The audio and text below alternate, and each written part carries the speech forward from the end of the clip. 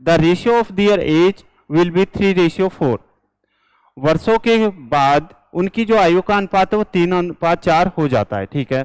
Then value of N, यहां पर तो यहां पर है एन, यानी कि एन वर्षों के बाद उनकी आयु का अनुपात इतना हो जाता है। तो आपसे पूछा गया एन का मान आपको बताना है। चलिए देखिएगा, दो व्यक्तियों की वर्तमान आयु कितनी है, 36 वर्ष है और 50 वर्ष है। 36 वर्ष है और 50 वर्ष है। अब ये क्या कह रहा है, एन वर्ष बाद में, तो एन वर्ष बाद यानी कि इसमें भी आप लोग एन ऐड कर दो और इसमें भी आप लोग एन ऐड कर दो, और एन ऐड करने के बाद यानी कि एन वर्षों के बाद जो उनकी आयु का अनुपात है वो कितना हो जाता है, 3:4 हो जाता है, यानी कि 3 में क्या हो जाएगा, 4 हो जाएगा। अब आप यहां से इसको क्रॉस मल्टीप्लाई करेंगे और आंसर करेंगे, ठीक है। देख लेते हैं, यहां से जब आप लोग 4 को 36 से मल्टीप्लाई करोगे तो ये आएगा 144, प्लस के 4 को जब n से मल्टीप्लाई करोगे तो ये आएगा 4n, इक्वल में जब 3 को आप लोग 50 से मल्टीप्लाई करोगे तो यहाँ पर आएगा 150, और प्लस के यहाँ पर जब 3 को जब n से मल्टीप्लाई करोगे तो यहाँ पर आएगा 3n। यहाँ पर देखो ये 4n है, यहाँ भी प्लस का है और इधर भी प्लस का है। ध्यान रखना, अगर इधर माइनस का होता तो ये दोनों ऐड हो जाते हैं, ठीक है, उधर जाके ऐड हो जाता है, लेकिन यहाँ भी प्लस का इधर भी प्लस का है। तो 4n में से जब आप लोग 3n को माइनस करोगे तो n आ जाएगा, ठीक है। यहाँ पर 144 है और यहाँ पर 150 है। 150 में से जब आप लोग 144 को माइनस करोगे तो मेरे को एक बात बताओ कितना आ जाएगा, क्या 6 ही आएगा क्या, ठीक है। तो जिस भी बच्चे का आंसर 6 था वो एकदम सही था, ऑप्शन नंबर सी।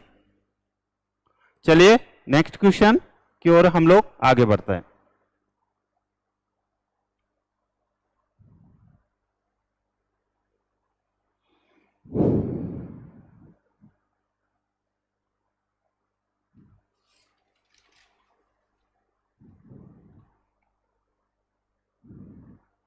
सभी लोग आंसर देने की कोशिश करना।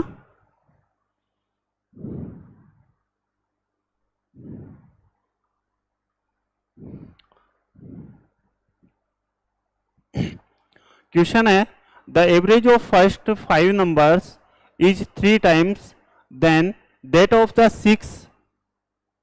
सिक्स्थ नंबर, ठीक है। पहले 5 संख्याओं का जो औसत है वो छठी संख्या का 3 गुना है।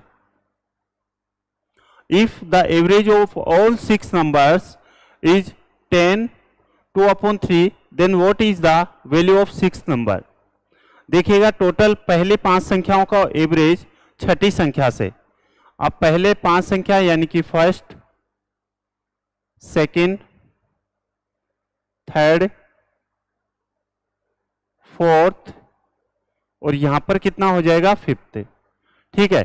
और यहां पर है एक संख्या 6 नंबर है। अब क्वेश्चन में है कि पहले 5 संख्याओं का औसत छठी संख्या का 3 गुना है। अगर छठी संख्या का 3 गुना है तो मेरे को एक बात बताओ, क्या छठी संख्या अगर x है तो यहां पर ये जो 5 संख्या होगी वो कितनी हो जाएगी, क्या 3x होगी क्या, ठीक है ना, कितनी हो जाएगी 3x। पहले 5 संख्याओं का औसत छठी संख्या का 3 गुना है, ठीक है। यदि यहाँ पर छठी संख्या x है तो 30 जो 5 संख्या है वो कितनी हो जाएगी 3x हो जाएगी। ओके, इनका 5 अगर एक की संख्या एक की वैल्यू 3x है तो इनका टोटल एवरेज कितना हो जाएगा, आप कहेंगे 5 से मल्टीप्लाई कर देंगे। अगर यहाँ पर 5 संख्या है तो 5 को 3 से मल्टीप्लाई, अगर यहाँ पर 6 संख्या होता तो 6 से मल्टीप्लाई, 7 होता तो 7 से। तो यहाँ पर इनका यानी कि 5 संख्याओं का जो एवरेज है वो कितना आ जाएगा, आप कहेंगे 15x आ जाएगा। कितना आ जाएगा, 5 संख्याओं का एवरेज 15x यानी कि 15x आ जाएगा। ओके, यदि 6 संख्याओं का औसत इतना है, 6 संख्याओं का यदि टोटल एवरेज इतना है तो टोटल एवरेज निकाल लेते हैं हम लोग।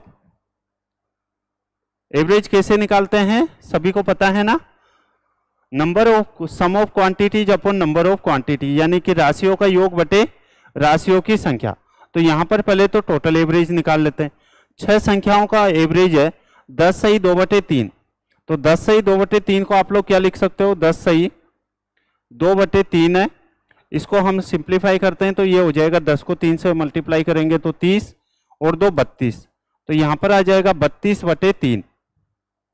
कितना आ जाएगा 32/3। और यहाँ पर कितनी संख्याएं हैं, 6 संख्याएं। अगर 6 संख्याएं हैं तो 6 से मल्टीप्लाई, 7 है तो 7 से, 8 है तो 8 से, ठीक है। तो इस तरह से हम लोग इसको सोल्व करते हैं। 3 को 6 से जब आप सिंप्लीफाई करोगे तो ये आ जाएगा 32 दूनी 64। 6 संख्याओं का एवरेज कितना आ गया है, 64 आ गया है। अब आपके पास में संख्याओं का सम भी है और संख्याएं भी है। आपसे क्या पूछा गया, छठी संख्या क्या है। तो छठी संख्या आप लोग कैसे निकालेंगे, 6 नंबर जो संख्या है वो कैसे निकालोगे, यानी कि टोटल एवरेज कितना है 64 है, अपोन में राशियों का टोटल यानी कि 15x और ये x कितना हो जाएगा 16x, ठीक है। और मल्टीप्लाई किससे कर देंगे, आपसे छठी संख्या पूछी है। तो छठी संख्या की वैल्यू क्या है, यहाँ पर x है। तो हम लोग यहाँ से x की से मल्टीप्लाई कर देंगे यानी कि 1 से। तो 64 से 16 कितनी बार कटेगा, आप कहेंगे 4 टाइम्स। तो x की वैल्यू, क्या सभी लोगों का आंसर क्या 4 आया है, क्या कितना आ जाएगा 4।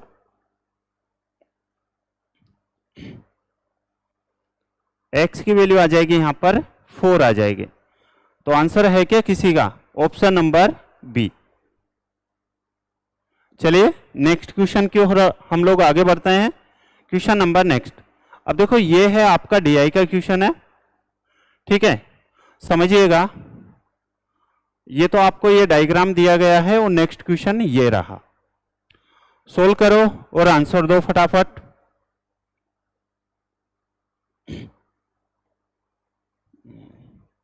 देखिएगा क्वेश्चन है आपके सामने, what is the number of 11 1/9% employees working in department B.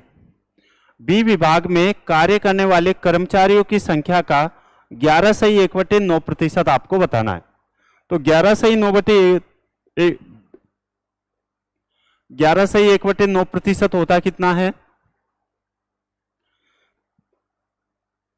तो आप कहेंगे 1/9 होता है। कितना होता है, 1/9 होता है। क्या सही है, क्या 11 सही 1/9% कितना होता है, 1/9 होता है।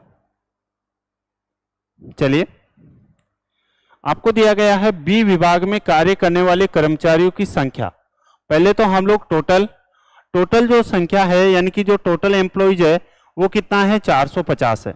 टोटल जो एम्प्लॉइज है वो है कितने, तो टोटल एम्प्लॉइज कितना है 450 है। ये यहाँ पर गिवन है, ठीक है। अगर नहीं दिख रहा है तो इसमें देख लो, टोटल जो एम्प्लॉइज है वो कितने हैं 450 है, ठीक है। चलो तो 450 टोटल है यहाँ पर। अब इसका किसमें, बी विभाग में। तो बी विभाग में पहले तो ये देखते हैं कि इसमें परसेंटेज कितना है। तो बी विभाग में है यहाँ पर 14%। तो यहाँ पर 14% निकाल लेंगे हम लोग, ठीक है। और फिर क्या कह रहा है, कर्मचारियों की संख्या का 11 सही 1/9% है। तो 11 सही 1/9, मेरे को एक बात बताओ कितना आ जाएगा, क्या 100/9 आ जाएगा क्या, ठीक है। 11 सही 1/9 यानी कि 100/9, या फिर आप लोग इसको 1/9 भी लिख सकते हैं, या तो आप लोग इसको ऐसे लिख लो 1/9 ही आप लोग लिख लीजिएगा, ठीक है। चलो बस आपको इतना ही सोल्व करना होता है डीआई में। देख लेते हैं आंसर क्या आ रहा है। देखो यहां से 0 से 0 कट जाएगा, 9 से कितनी बार कटेगा, ये 5 बार। कितनी बार कट जाएगा, 5 बार। और 5 से ये 10 कितनी बार कटेगा, 2 बार। और 2 से 14 कितनी बार कटेगा, 7 बार। तो यहां से यानी कि बी विभाग में कार्य करने वाले कर्मचारियों की संख्या का 11 सही 1/9% यानी कि 1/9 कितना आ जाएगा, 7 वैल्यू आ जाएगी। ऑप्शन नंबर बी, कितना आ जाएगा? Option number B. क्या सभी लोग सही ढंग से समझ पाए हो क्या? चलिए आगे बढ़ते हैं, क्वेश्चन नंबर नेक्स्ट।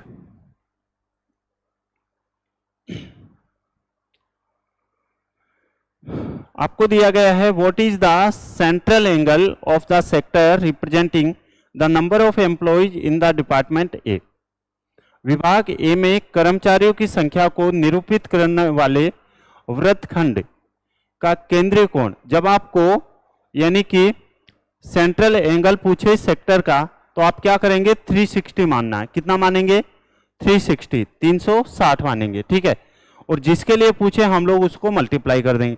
ये पूछ रहा विभाग ए में, तो विभाग ए में यहां पर कितना है? 20% है। कितना प्रतिशत है? 20% है। विभाग ए में कितना प्रतिशत है? 20% है। तो मेरे को एक बात बताओ, क्या आप लोग यहां पर 360 का 20% नहीं निकाल सकते क्या? ठीक है, तो यहां पर 20% और प्रतिशत, यहां पर 0 से 0 कट जाएगा, ये 0 से 0, आंसर कितना आ जाएगा? 72 डिग्री। ऑप्शन नंबर कौन सा हो जाएगा? ए।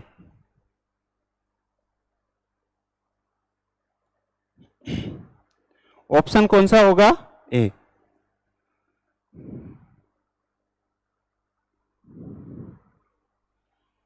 नेक्स्ट क्वेश्चन देखो, जब तक अगर आप लोग आंसर नहीं करेंगे तब तक आप लोग ये नहीं समझ पाएंगे कि हम लोग क्लास भी देख रहे हैं, ठीक है। आपको बस ऐसे ही लगेगा कि बस क्लास चलती जा रही है और ये क्लास अभी 1.5 घंटा कब निकल जाएगा पता नहीं चलेगा। ना तो कुछ सीख पाओगे और ना ही कुछ हो पाएगा, ठीक है। तो अगर इस क्लास में आते हैं तो मेरी पूरी जिम्मेदारी बनती है कि मैं आपको 100 नहीं 200% यहाँ से सिखा के की कोशिश करता हूँ। आप देख सकते हैं कि मैं यहाँ पर कुछ भी एक्स्ट्रा बातें नहीं करता हूँ, ठीक है। तो अगर आप वास्तव में सीरियस है अपने करियर को लेके तो इस क्लास को ज्वाइन करना आप लोग स्टार्ट कर दो, ठीक है। चलो यहां पर देखिएगा, if 60% of the employees in A department E R females, यदि ई विभाग के 60% जो कर्मचारी है वो महिलाएं हैं, ठीक है। How many male employees are there in that department, आपसे पूछा गया तो उस विभाग में पुरुष कर्मचारियों की संख्या ज्ञात करनी है। अब एक बात बताओ मेरे को, अगर 60% कर्मचारी महिलाएं हैं तो क्या पुरुष कितने होंगे? आप कहेंगे 40%, ठीक है। कितने हो जाएंगे? 40%, ठीक है। यहां पर देखो टोटल कितने हैं? 450, उसका आपको 40% निकालना है, ठीक है। और किस सेक्टर में निकालना है? ई सेक्टर में। ई सेक्टर में टोटल है कितने? तो ई सेक्टर में है टोटल 20%, तो यहां पर 20% और हम लोगों को निकालना पड़ेगा,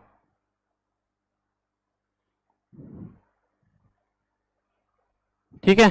चलिए यहां पर देख लेते हैं, 1 2 3, 1 2 3, 3 0 से 3 0 कट गया, ठीक है। यहां पर 2 से ये 10 कितनी बार कटेगा? 5 बार, और 5 से ये 45 कितनी बार कटेगा? यहां पर 9 बार। तो यहां से सभी का जो आंसर है वो कितना आ जाएगा? 9 चौके कितने होंगे? 36। क्या 36 सभी लोगों का आंसर आया है? Option number D.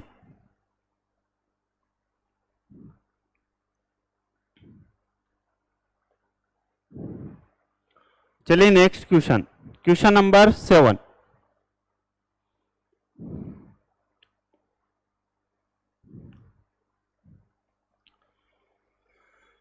देखो क्वेश्चन नंबर 7 बताने से पहले मैं आप लोगों को कुछ कंसेप्ट सिखाना चाहता हूं, समझिएगा।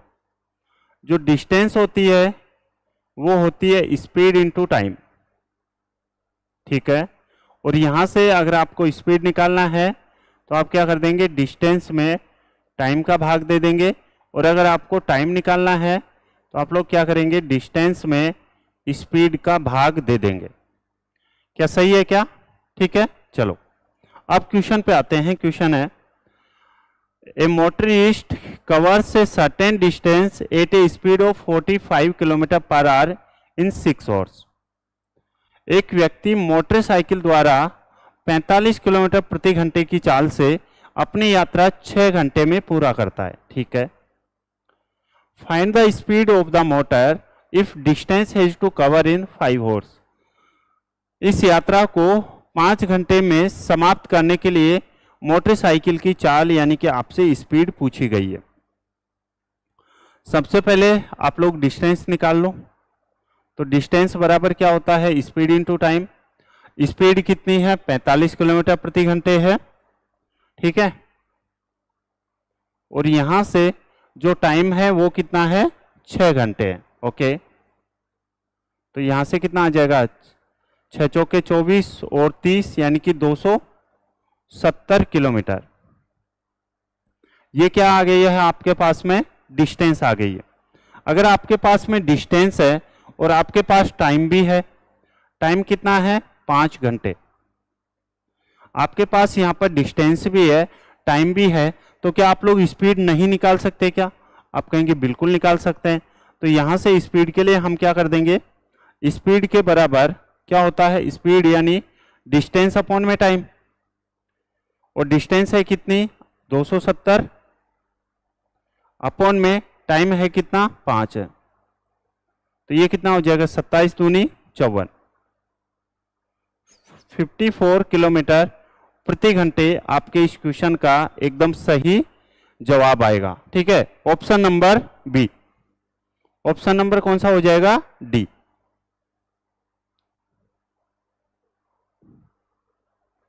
ठीक है। चलिए आगे बढ़ते हैं। Question number next. सभी लोग सोल्व करने की कोशिश करो। चलिए मैं आपको टाइम देने की कोशिश करता हूं। ठीक है। आप सभी को थोड़ा टाइम देता हूं, सोल्व कीजिएगा।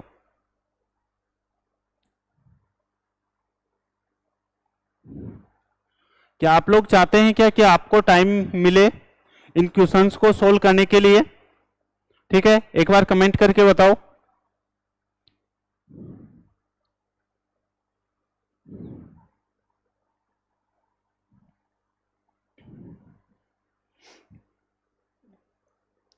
क्या आप सभी लोग चाहते हैं क्या कि आपको क्वेश्चन सोल्व करने के लिए यहां पर थोड़ा टाइम मिले? एक बार मेरे को कमेंट करके बताओ सभी लोग।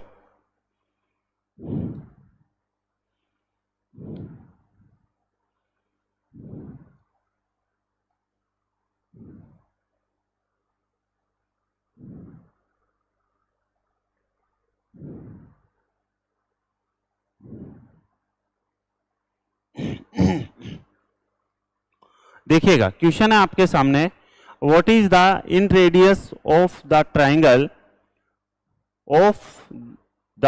ट्राइंगल हुज साइड्स आर 13, 14 और 15। एक त्रिभुज की अंतर त्रिज्या आपको ज्ञात करनी है, यानी कि रेडियस आपको बतानी है इन रेडियस।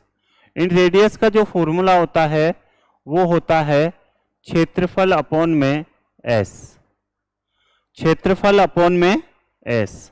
एस की वैल्यू क्या है यहां पर, एस की वैल्यू है यहां पर a plus B plus C by 2, यानी कि एस यानी कि सेमी पेरीमीटर, अर्ध परिमाप। ठीक है। तो उसको कैसे निकालोगे, साइड सभी साइड्स का सम करके 2 से डिवाइड कर देंगे। ठीक है। चलो, ये आपके पास में एक ट्रायंगल है,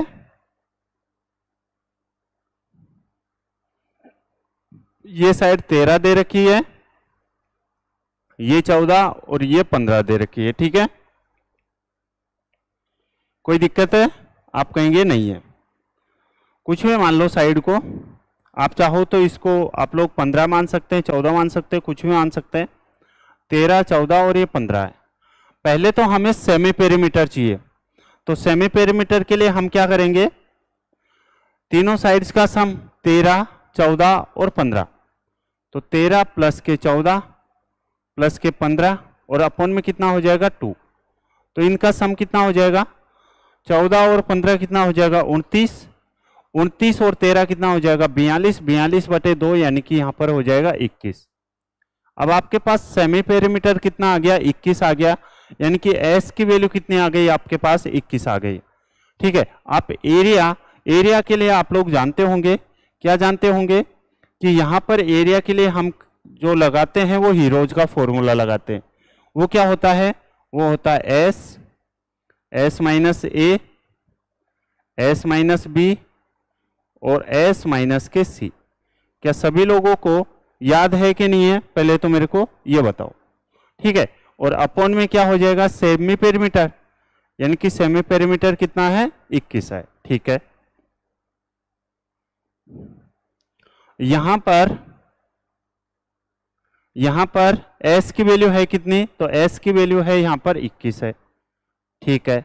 s माइनस के a, 21 में से जब आप लोग 13 को माइनस करोगे तो 21 में से 13 माइनस करोगे तो कितना बचेगा? क्या 8 ही बचेगा? क्या 13 और 8 कितना होता है? 21, ठीक है। मल्टीप्लाई, यहां पर 21 में से जब आप लोग 14 को माइनस करोगे तो कितना बचेगा? तो आप कहेंगे 7 बचेगा, ठीक है। इनटू यहां पर s यानी कि 21 में से जब आप लोग 15 को माइनस करोगे तो कितना बचेगा? 6 बचेगा। क्या सही है? क्या ठीक है। और अपॉन में क्या आएगा? 21। चलो यहां से इसको जब हम लोग सोल्व करते हैं तो देखो ये तो है 21 इंटू यह है 8 इंटू यह है 7, और यहां पर 6 को आप लोग क्या लिख सकते हो? तो आप लिख सकते हो 3 इंटू 2। क्या लिख सकते हो? 3 इंटू 2, और अपॉन में क्या है? 21 तो ऐसे चल ही रहा है, ठीक है। अब यहां से देखिएगा ध्यान से, यहां से अगर मैं कुछ निकालना चाहूं रूट, तो देखो ये 21 है और ये भी क्या हो जाएगा? 7 इंटू 3 कितना हो जाएगा? 21। तो 21 इंटू 21 यानी कि यहां पर 21 बाहर आ जाएगा, ठीक है। यहां पर आप लोग देखोगे तो 8 दूनी कितना हो जाएगा? 16। क्या 16 किसका रूट होता है? 4 का, तो 4 यहां से बाहर आ जाएगा और अपॉन में क्या हो जाएगा? 21। तो यहां से 21 से 21 कट जाएगा, तो आंसर कितना आ जाएगा आपके पास में? यानी कि रेडियस बराबर कितना आ जाएगा? क्या 4 सेंटीमीटर आ जाएगा? क्या ऑप्शन नंबर बी, ठीक है।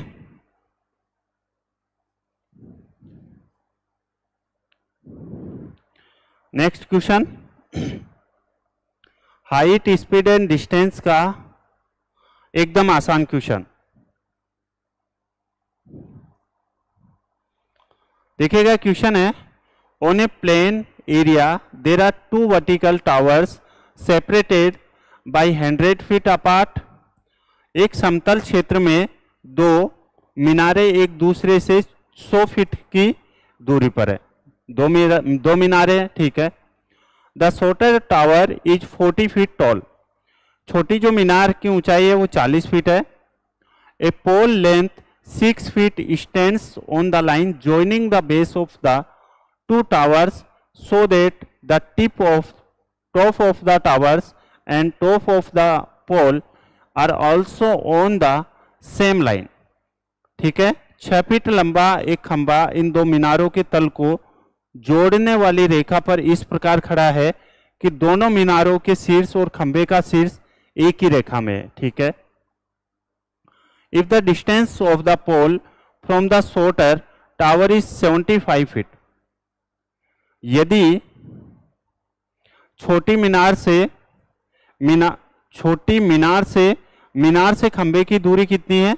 75 फीट है, ठीक है। तो आपसे पूछेंगे then what is the height of the taller tower, यानी कि आपसे बड़ी मीनार की ऊंचाई आप लोगों से पूछी गई है। देखो सबसे पहले तो मेरे को एक बात बताओ, ये एक ट्रेपीजियम है, ठीक है। ये एक समलंब चतुर्भुज है। अगर यहां पर इसके पैरेलल एक लाइन है, ठीक है, इसको मैं पी क्यू मान लेता हूं। तो मेरे को एक बात बताओ, यहां पर आप लोग पी क्यू की लेंथ कैसे निकालोगे? मैं इसको ए मान लेता हूं और इसको मैं बी मान लेता हूं, इसको एक्स मान लेता हूं और इसको क्या मान लेता हूं? मैं y मान लेता हूं, ठीक है। ये x हो जाएगा और ये हो जाएगा y। तो यहां से अगर आपको PQ की लेंथ चाहिए किसकी लेंथ? PQ की। तो PQ की लेंथ आप लोग कैसे निकालोगे? पी क्यू की लेंथ आप लोग निकालोगे, ए को वाई से मल्टीप्लाई करेंगे, बी को एक्स से मल्टीप्लाई करेंगे, यानी कि ए वाई प्लस के बी एक्स, और अपॉन में क्या हो जाएगा ए प्लस के बी। बताओ आपको याद है कि नहीं है? ठीक है, ए वाई प्लस के बी एक्स अपॉन में ए प्लस बी हो जाएगा। अब क्वेश्चन पे आते हैं। एक समतल क्षेत्र में दो मीनारें एक दूसरे से 100 फीट की दूरी पर है। यहां पर ये एक समतल है और इस पर एक मीनार तो ये वाली है और एक यहां पर है। ठीक है, चलो। छोटी मीनार की ऊंचाई 40 फीट है और 6 फीट लंबा है। कितने फीट लंबा है? 6 फीट लंबा है। चलिए, यहां से ये 6 फीट लंबा है, ओके, और यहां से इसकी जो हाइट है वो कितनी है? यहां पर है 40, ठीक है, कितनी है? 40 फीट है, ठीक है। और यहां से ये इसको ऐसे जोड़ रहा है।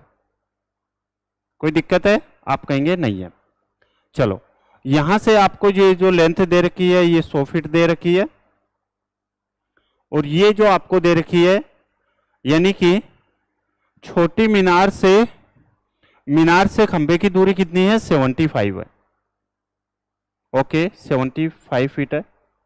यहां तक कोई डाउट है क्या?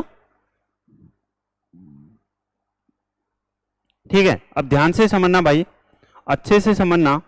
यहां पर जो है आप इसको x मान सकते हो, यानी कि ये जो आपसे पूछा गया है, आपसे क्या पूछा गया? बड़ी मीनार की ऊंचाई, इसको हम लोगों ने x मान लिया।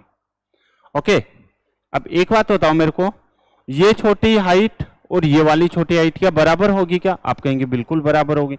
और यहां पर x की वैल्यू हम लोग कैसे निकालेंगे? x की वैल्यू हम लोग कैसे निकालेंगे? क्या इन दोनों को मल्टीप्लाई और इन दोनों को मल्टीप्लाई करके, मैंने अभी आपको बताया है ट्रेपेजियम से, ठीक है, ट्रेपेजियम से मैंने अभी आपको बताया है। तो यानी कि 40 बराबर कितना हो जाएगा? तो 40 बराबर हो जाएगा यानी कि 75 इंटू के एक्स प्लस के, यहां पर 6 को जब आप लोग 100 से मल्टीप्लाई करोगे तो ये हो जाएगा 100 इंटू 6, और अपॉन में इन दोनों का सम, यानी कि 75 और 100, ये हो जाएगा 175। बताओ सही है क्या? ठीक है, अब आप लोग यहां से क्या करेंगे? क्रॉस मल्टीप्लाई करके सोल्व करेंगे। जब आप इसको क्रॉस मल्टीप्लाई करोगे तो 40 को जब आप लोग 175 से मल्टीप्लाई करोगे तो कितना आएगा? देखो, 17 चौके 68 और 200, यानी कि ये तो हो जाएगा 7000 इक्वल में ये कितना हो जाएगा? 75x और प्लस के 100 इंटू 6 कितना हो जाएगा? 600 हो जाएगा। तो 75x इक्वल में कितना आ जाएगा? 7000 में से जब आप लोग 600 माइनस करोगे तो ये आएगा 6400। ठीक है, तो यहां से इसको अब हम काटने की कोशिश करते हैं और देखते हैं आंसर। यहां से अगर मैं इसको काटना चाहूं तो कितनी बार कटेगा? ये 75 है, ये 640 है, ठीक है, ऐसे समझो। तो 7 को अगर 8 से मल्टीप्लाई करता हूं तो 8 7 कितने होंगे? 56, और 8 9 होते हैं 63, तो ये 9 तो ज्यादा चले जाएगा, यानी कि 85 के समथिंग आएगा। आपका आंसर कितना आ जाएगा? क्या ऑप्शन नंबर ए आया क्या किसी का? कितना आ जाएगा? Option number A. ठीक है, नेक्स्ट क्वेश्चन। चलिए, यहां पर आपको पूछा गया है कि find the number of possible HCF values for n plus 24। यहां पर n है और n प्लस के कितना है? 240 है। ठीक है, सबसे पहले तो एक बात बताओ मेरे को, आप लोग 240 को क्या लिख सकते हो? आप कहेंगे हम लोग लिख सकते हैं 240 को 24 और इंटू कितना लिख सकते हैं? 10 लिख सकते हैं। लिख सकते हैं 24 को आप लोग क्या लिख सकते हो? 24 इंटू 10, ठीक है। अगेन इसको और अगर ब्रेक करना चाहते हैं तो आप कहेंगे 8 इंटू 3 कर सकते हैं हम लोग, और यहां पर कितना हो जाएगा? 5 इंटू कितना हो जाएगा, 10 हो जाएगा, सॉरी 5 इंटू 2 हो जाएगा। ठीक है, चलो 8 को आप लोग क्या लिख सकते हो, तो 8 को आप लोग लिख सकते हो 2 की पावर 3 इंटू 3 इंटू 5 और इंटू क्या है 2 है। ठीक है, चलो यहां तक किसी को कोई डाउट है, नहीं है। अब देखो यहां पर हो गया 2 की पावर 3 है और ये 2 की पावर 1 है, तो 3 और 1 4, तो आप लोग याद कर लो यहां पर हो जाएगा 4 + 1। यहां पर 3 की पावर कितनी है, 1 है, और यहां पर भी 3 की पावर 1 है, तो 1 में 1 और ऐड कर देंगे। जैसे यहाँ पर 2 की पावर कितनी हो गई थी, 4, 4 कहाँ से, 3 तो ये है और 1 ही है, तो 2 की पावर 4 हो गई थी, तो 4 + 1 किया हमने। अब यहाँ पर 3 की पावर में कितना है, 1 है, तो यहाँ पर 1 + के 1 कर देंगे, और यहाँ पर 5 की जो पावर है वो कितनी है, 1 है, यानी कि 1 + के 1 कर देंगे। ठीक है, तो यहाँ से देखो ये हो जाएगा 5 इंटू 2 और इंटू 2, तो 4 पंजे कितना होगा, 20। ऑप्शन नंबर कौन सा हो जाएगा आपका, सी। ठीक है, नेक्स्ट क्वेश्चन।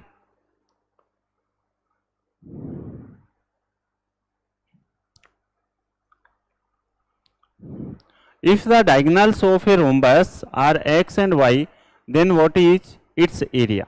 क्या आप लोगों को पता है क्या रोम्बस का एरिया क्या होता है अगर डायगोनल दे रखा हो तो वो एरिया होता है, वो होता है 1/2 d1 into d2।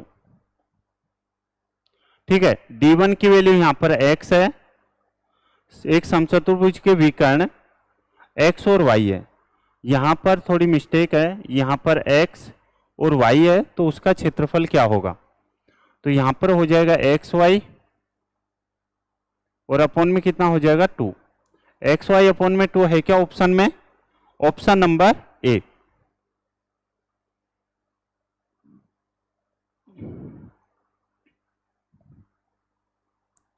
Question number next,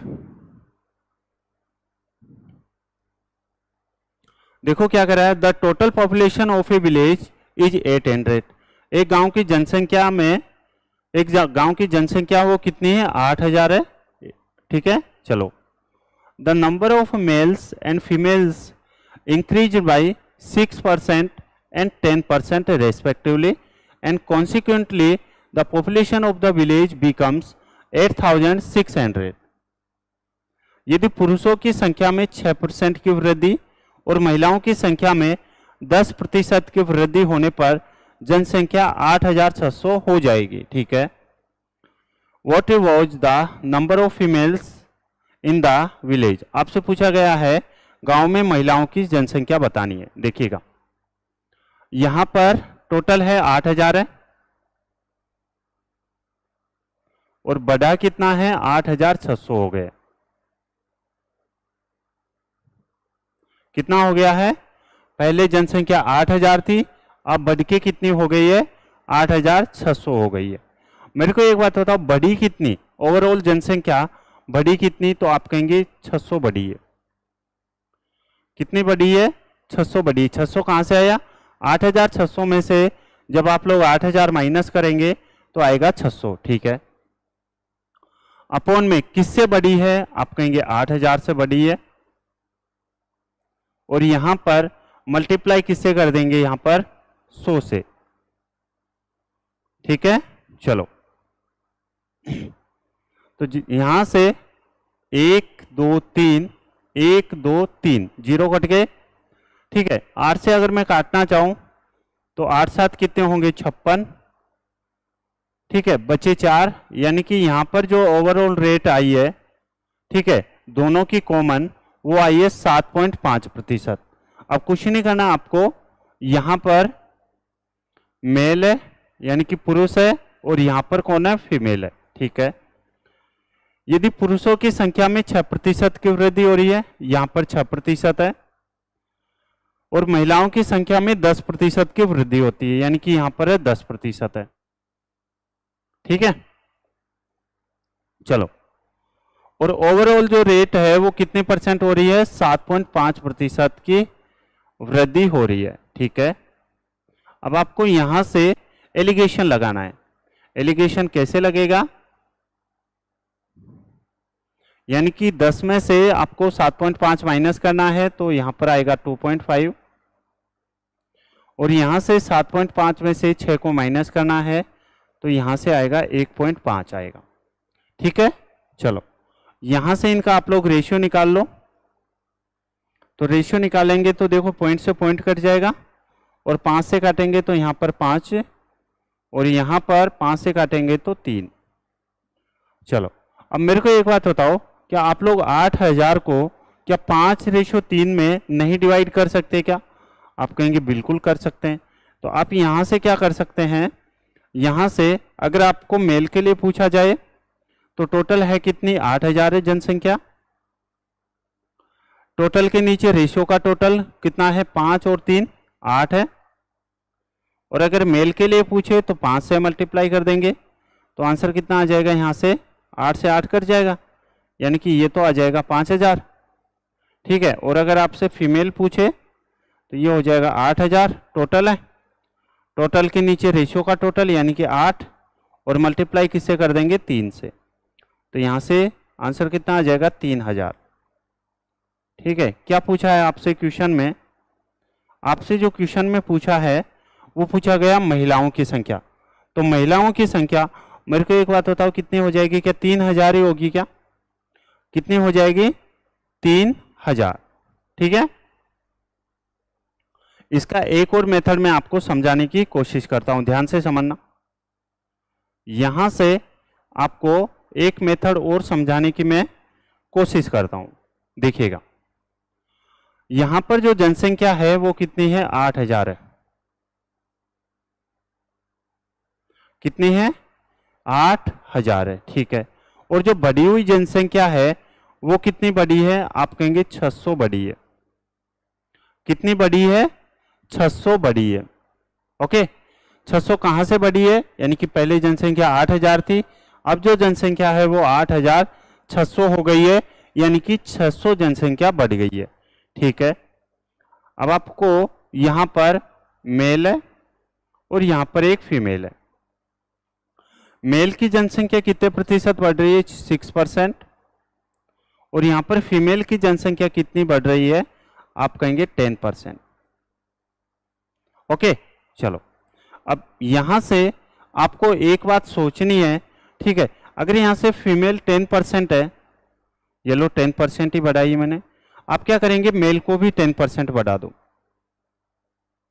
ठीक है, कितना परसेंट, 10%, यानी कि मैं मान के चल रहा हूं मेन की भी 10% बढ़ रही है जनसंख्या, और फीमेल की भी 10% बढ़ रही है। ठीक है, अब यहां से 8000 का मेरे को एक बात होता है 10% कितना हो जाएगा, आप कहेंगे 800 होगा। कितना हो जाएगा, 800 होगा। अगर 800 होगा तो एक बात बताओ मेरे को, पहले जनसंख्या 600 बढ़ी थी, अब जो जनसंख्या बढ़ी है वो 800 बढ़ी है, ये 600 से 800 क्यों हुई है? तो आपका जवाब आएगा कि 600 से 800 इसलिए हुई है क्योंकि हमने 6% बढ़ना था, लेकिन हमने बढ़ा दिया कितना, 10%। तो हम कह सकते हैं क्या कि 4 की वैल्यू कितनी है, यहाँ पर 4 की वैल्यू यहाँ पर है कितनी है, 800 में से 600 जाएगा तो 200।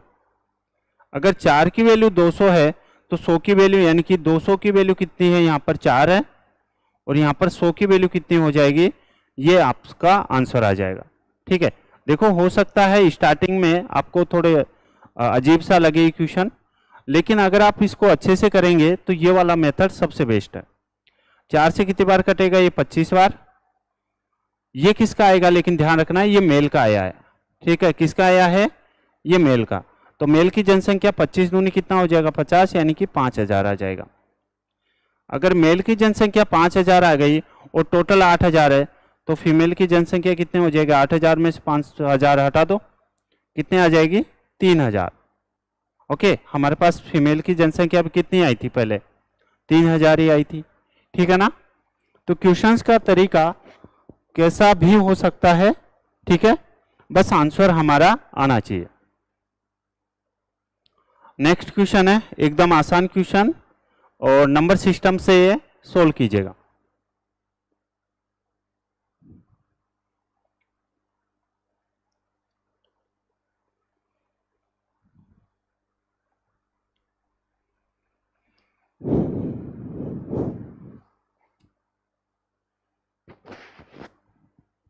आंसर दो सभी लोग।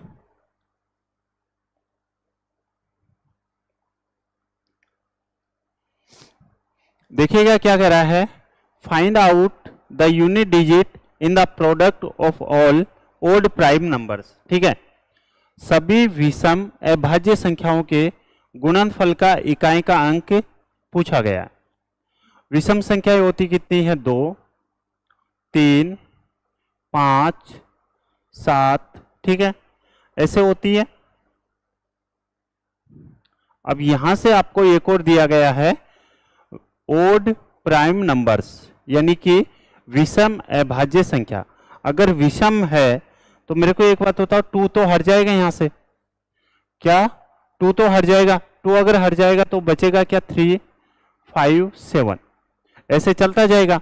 अब जहां पर भी 5 आएगा, 5 को आप लोग अगर इवन को छोड़ के किसी भी नंबर से मल्टीप्लाई करेंगे तो वो यूनिट डिजिट कितना आएगा, 5 ही आएगा। तो आपका आंसर कितना आ जाएगा, option number A. Option number A आपके इस क्वेश्चन का एकदम सही जवाब होगा। ठीक है, चलिए आगे बढ़ते हैं। Question number next, question number next है पार्टनरशिप से है। A and B invest in a business in the ratio 2:5 है। ठीक है, ए और बी ने 2:5 के अनुपात में किसी बिजनेस में निवेश किया। If 50% of the total profit goes to charity and A's share is ₹3.6 lakh, the total profit is, आपको बताना है। यदि कुल लाभ का 50% चैरिटी को दिया जाता है, ठीक है, तो ए का हिस्सा यदि यह है तो आपसे कुल प्रॉफिट पूछा गया।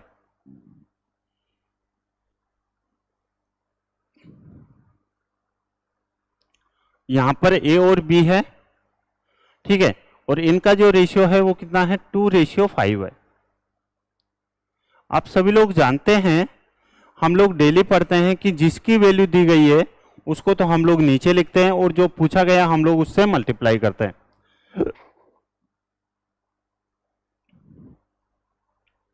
तो ये 3.6 है, ये वैल्यू है किसकी, ये है ए का हिस्सा, ए का हिस्सा। लेकिन यहां पर हमारे अकॉर्डिंग ए का जो हिस्सा है वो कितना है, आप कहेंगे 2 है।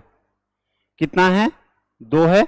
और आपसे टोटल प्रॉफिट पूछा है, कुल प्रॉफिट, तो कुल प्रॉफिट कितना हो जाएगा, 2 और 5 कितना हो जाएगा, 7 हो जाएगा। लेकिन यहां पर यहां तक ही नहीं पूछा, ये बोल रहा है ये तो 100% आ जाएगा, लेकिन ये कह रहा है 50% चैरिटी को जाता है। अगर 50% चैरिटी को जाता है तो मेरे को एक बात बताओ, क्या 50% ही बचा क्या टोटल का, और 50% और परसेंटेज हटाएंगे 100 हो जाएगा। ठीक है, चलो यहां से 50 से कितनी बार कटेगा, ये 2 बार, और 2 से कितनी बार कटेगा, ये 2 बार। 3.6 इंटू 7 जब आप लोग करोगे तो 6×7 42, और 7×3 21, और 4 कितना हो जाएगा, 25। क्या 25.2 सभी लोगों का आंसर आया है क्या, ऑप्शन नंबर बी। ठीक है, option number B.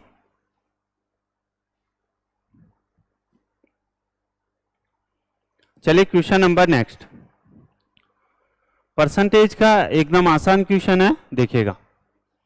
The value of, यानी कि 7200 है,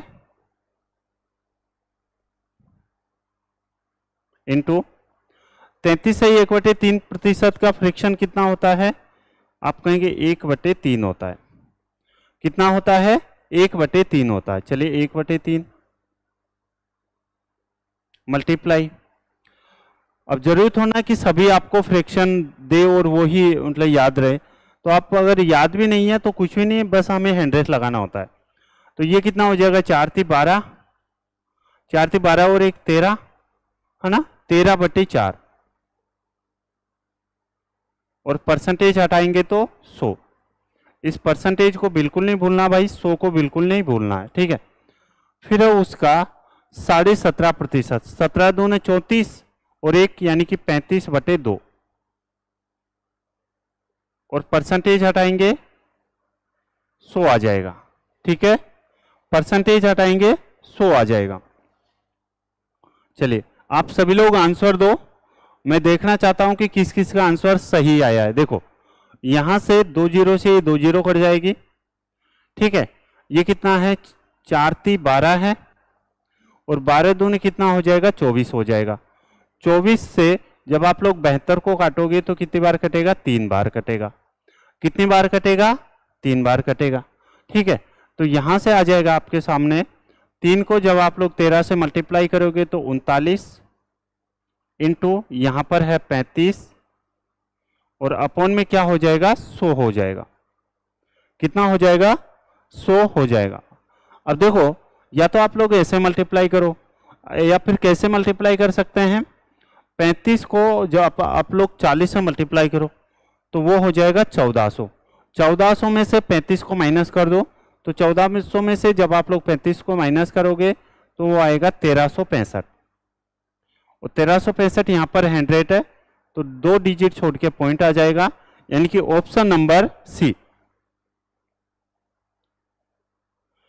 ठीक है, समझ गए सभी लोग। नेक्स्ट क्वेश्चन एकदम आसान क्वेश्चन है प्रोबेबिलिटी का, ठीक है। चलिए सोल्व कीजिएगा, आंसर दो।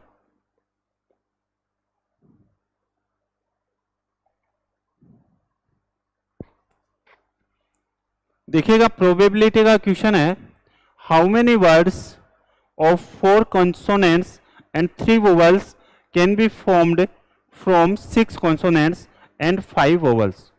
6 व्यंजन है, ठीक है, और 5 स्वरों में से 4 तो देखो व्यंजन लेना है और 3 स्वर लेना है, ठीक है।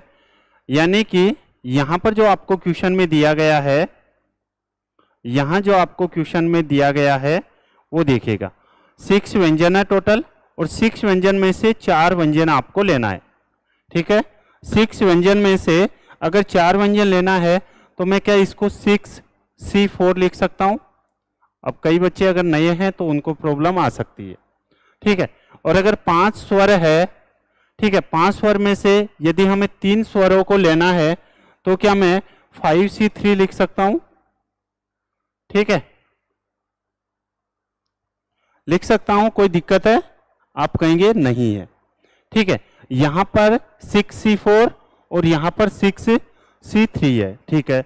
अब यहां से देखिएगा आपको दिया गया है कि कुल कितने शब्द बनाए जा सकते हैं, ओके, और शब्द है कितने, 5, तो यहां पर 4 तो व्यंजन बनाने हैं, 3 स्वर बनाने, यानी कि टोटल 7 शब्द बनाने, यानी कि फैक्टोरियल 7। 3 और 4 कितना हो जाएगा, फैक्टोरियल 7। अब ध्यान से समझिएगा 6C4 को आप लोग क्या लिख सकते हैं, अगर आप रेगुलर हैं तो ही आप इस क्वेश्चन को समझ पाएंगे। देखो 6C4 का मतलब है 6 को, फिर 5 को, फिर आप लोग 4 को, और फिर आप लोग 3, यानी कि 6 को डिक्रीजिंग ऑर्डर में कब तक लिखना है, 4 टर्म्स तक, तो 6 5 4 और 3, ठीक है।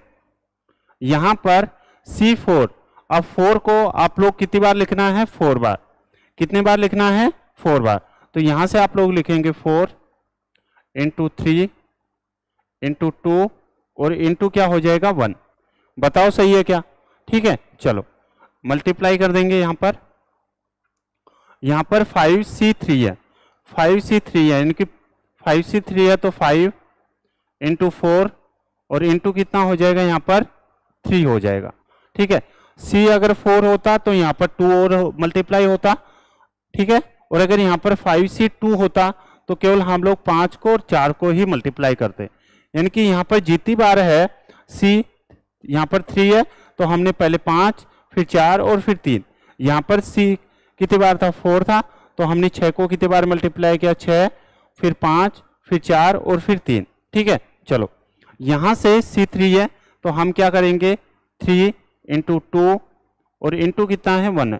प्रोबेबिलिटी और स्टैटिस्टिक्स सभी में टॉपिक्स लेता हूं और इतने आसान क्वेश्चन है, आपको बस नाम से डर लगता है, ठीक है। अब देखिएगा इसको सोल्व करने की कोशिश करते हैं।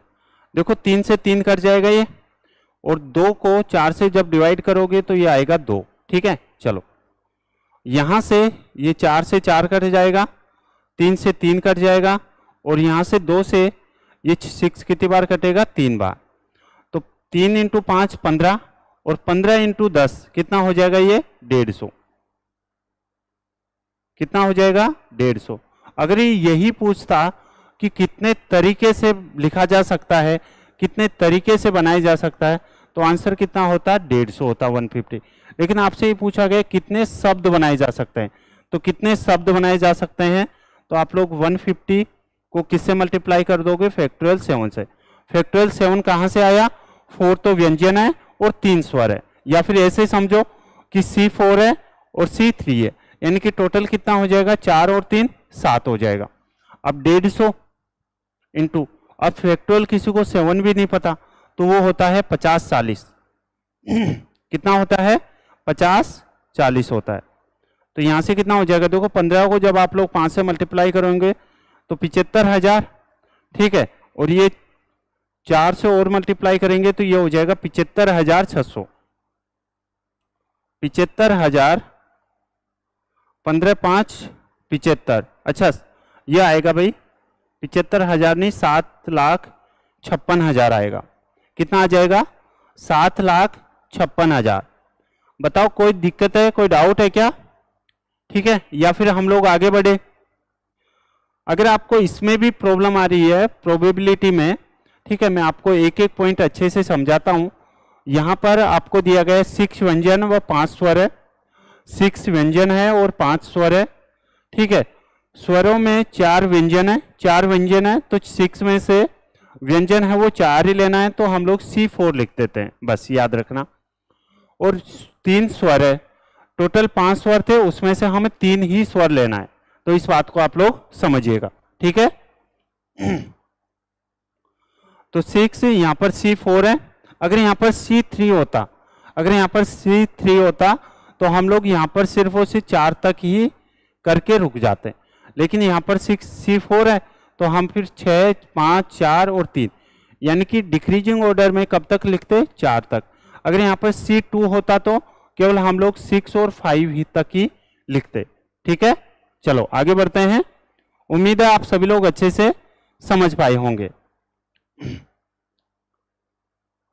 जहां कहीं भी डाउट लगे आप लोग पूछ लेना, और आप लोगों को टेंशन लेने की जरूरत है नहीं, ये एज इट इज ऐसे के ऐसे ये विथ सॉल्यूशन पीडीएफ आपको क्लास 24 के एप्लीकेशन पर मिल जाती है डेली, ठीक है।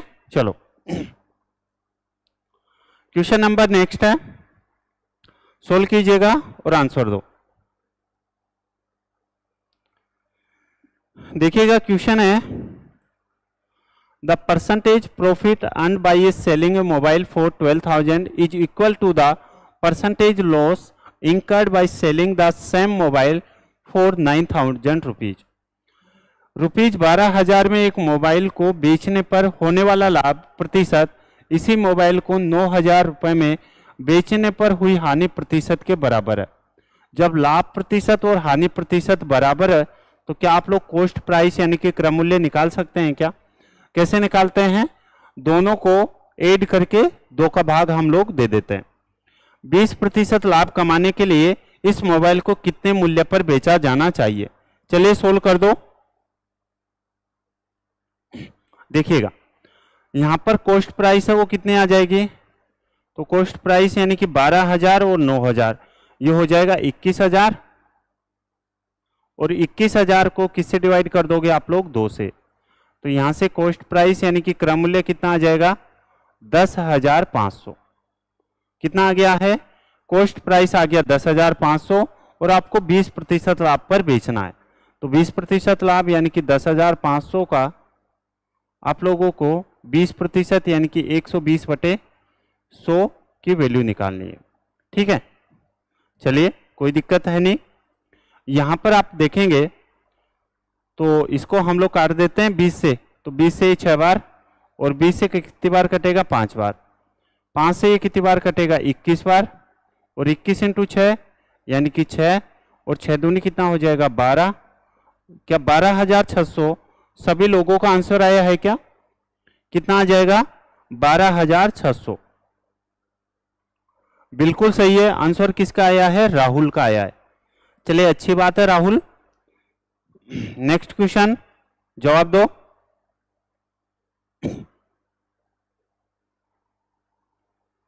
चलिए देखो, ये क्वेश्चन आपके सिंप्लीफिकेशन का है और ऐसे क्वेश्चंस आपके एग्जाम में देखने को मिलते ही मिलते हैं, ठीक है ना। कल मैंने आपको प्लस वाले करवाए थे, आज जो मैं करवाने वाला हूं वो माइनस के, और फिर मैं आपको फ्रैक्शन वाले भी करवाने वाला हूं, ठीक है। चलो, यहां पर आपको जो दिया गया है क्वेश्चन, वो आपको डिसेंडिंग ऑर्डर में जमाना है। डिसेंडिंग ऑर्डर यानी कि घटते हुए क्रम में आपको जमाना है। चलिए सोल्व कीजिएगा और आंसर दो।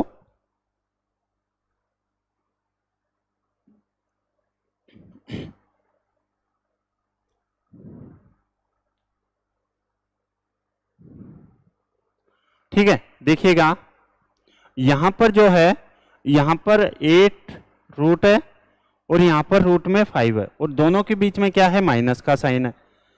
यहां पर इन दोनों का सम करते हैं तो 8 और 5 कितना है, 13 है। यहां पर भी रूट 7 है और रूट 6 है। इन दोनों को जब आप लोग ऐड करोगे तो यहां पर भी 13 है।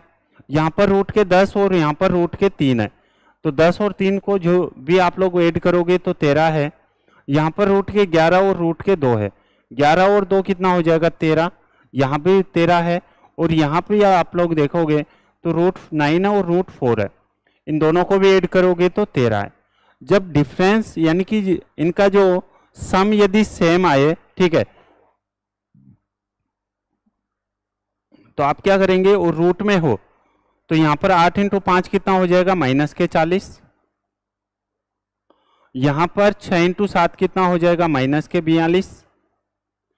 यहां पर 10 को जब आप लोग 3 से मल्टीप्लाई करोगे तो माइनस के 30। यहां पर जब आप 11 को 2 से मल्टीप्लाई करोगे तो माइनस के 22। और यहां से जब आप लोग 9 को जब 4 से मल्टीप्लाई करोगे तो कितना आ जाएगा, माइनस के 36। कितना आ जाएगा, माइनस के 36। अब इस बात को समझिएगा, आपको डिसेंडिंग ऑर्डर में जमाना है। एक बात याद रखना मेरी, क्या बात याद रखेंगे, कि अगर यहां पर रूट में है और माइनस में है, ठीक है, तो यहां पर जो सबसे छोटी वैल्यू होगी वो ही बड़ी होगी, और जो बड़ी वैल्यू होगी वो सबसे छोटी वैल्यू होगी। तो यहां पर हमें दिख रहा है कितना है, यहां पर है ये 42, ये माइनस के 42 सबसे छोटी वैल्यू होगी, और सबसे छोटी वैल्यू होगी यानी कि लास्ट में आएगी। तो आपका आंसर कौन सा होना चाहिए, यानी कि बाद में लास्ट में कितना आना चाहिए, माइनस के, यानी कि रूट 7 और 6 आना चाहिए। इसमें नहीं है, इसमें नहीं है, इसमें नहीं है। ऑप्शन नंबर कौन सा हो जाएगा आपका, बी। कौन सा हो जाएगा आपका, ऑप्शन नंबर बी। चलिए नेक्स्ट क्वेश्चन। अब देखो ये आ गया है आपका स्टैटिक से, यानी कि बहुलक से, ठीक है, और ये भी मैं आपको डेली क्वेश्चंस करवाता हूं।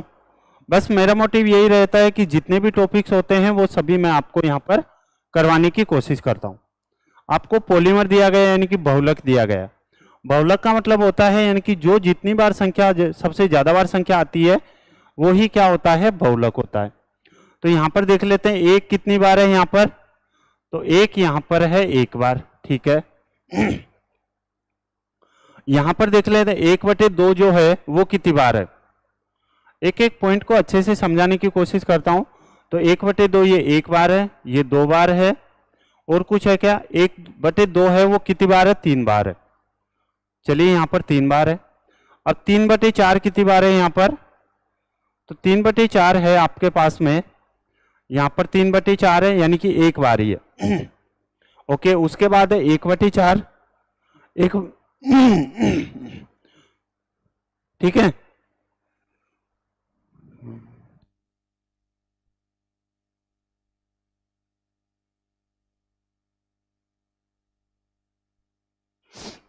यहां पर 1/4 कितनी बार है, तो 1/4 है यहां पर 2 बार, 1/4 है यहां पर 2 बार ही है ना, ठीक है। और यहां से 2 कितनी बार है, तो 2 है यहां पर एक बार, और 1/3 कितनी बार है यहां पर, एक बार। ओके, 2 एक बार है और 1/3 कितनी बार है, एक बार है। अब आपसे मेरे को एक बात बताओ, यहां पर जो सबसे ज्यादा बार वैल्यू आई है वो किसकी आई है, तो आप कहेंगे यहां पर जो सबसे ज्यादा बार वैल्यू आई है वो आई है 1/2 की। तो आपका बहुलक है वो कौन सा हो जाएगा, यानी कि ऑप्शन नंबर कौन सा हो जाएगा, 1/2, यानी कि बी आपके इस क्वेश्चन का एकदम सही जवाब होगा। क्या सभी लोग अच्छे से समझ पाए हैं क्या? देखो मैं चाहता तो आपको डायरेक्ट टिक करके भी आगे बढ़ सकता था, ठीक है। चलिए आगे बढ़ते हैं, क्वेश्चन नंबर नेक्स्ट। इसकी जो with solution as it is PDF है वो आपको क्लास 24 के एप्लीकेशन पर मिलेगी, ठीक है। चलिए ये वाला क्वेश्चन करके बताओ।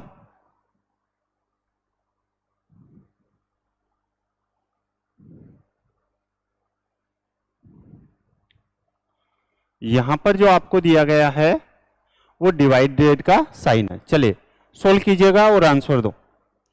देखिएगा क्वेश्चन है सेक 5 माइनस के टेन 5 का होल स्क्वायर है और 1 प्लस के साइन 5 अपॉन में कोस 5 का होल स्क्वायर है। सोल्व करो, आंसर दो।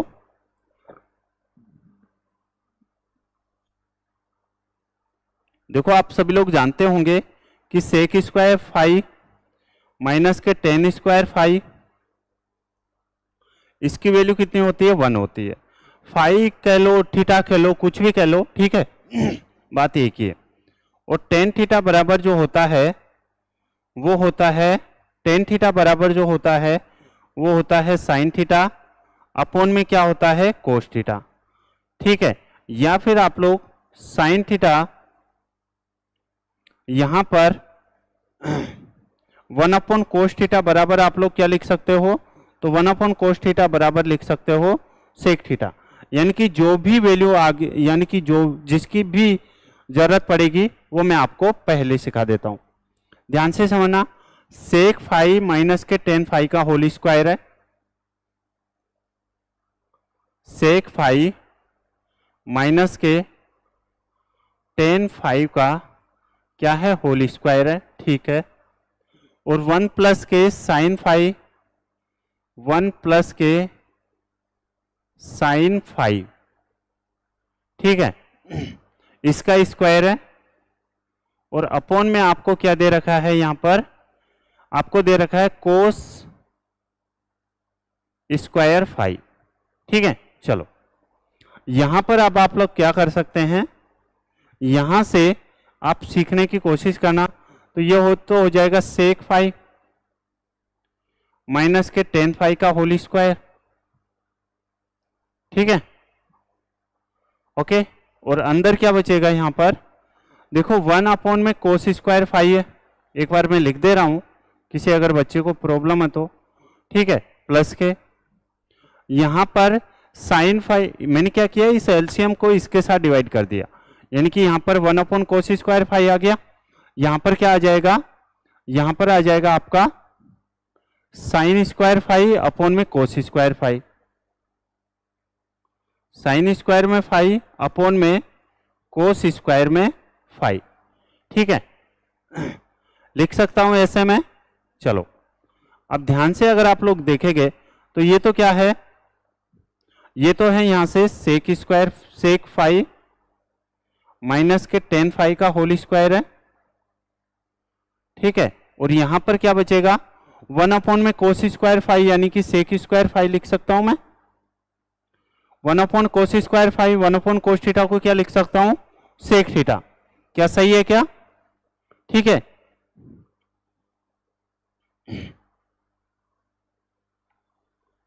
चलिए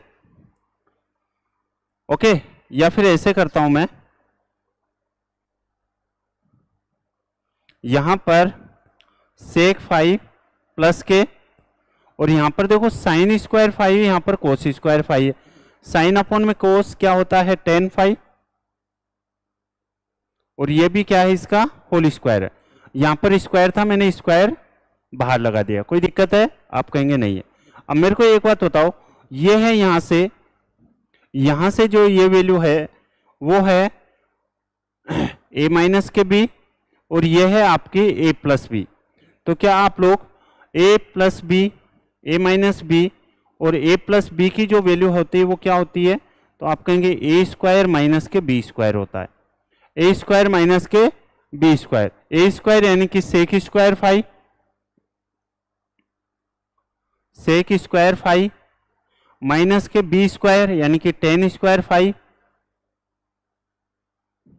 और इसका भी स्क्वायर है। तो मेरे को एक बताओ सेक स्क्वायर थीटा माइनस के 10 स्क्वायर थीटा की वैल्यू कितनी होती है? 1 होती है। कितनी होती है? 1। तो यहां से आपका आंसर कितना आ जाएगा? 1 का होल स्क्वायर या फिर 1 का क्यूब, 1 की कितनी भी पावर हो, आंसर कितना आता है आपका? 1 आता है। ऑप्शन नंबर ए कितना आ जाएगा? ऑप्शन नंबर ए इस क्वेश्चन का एकदम सही जवाब होगा। ठीक है,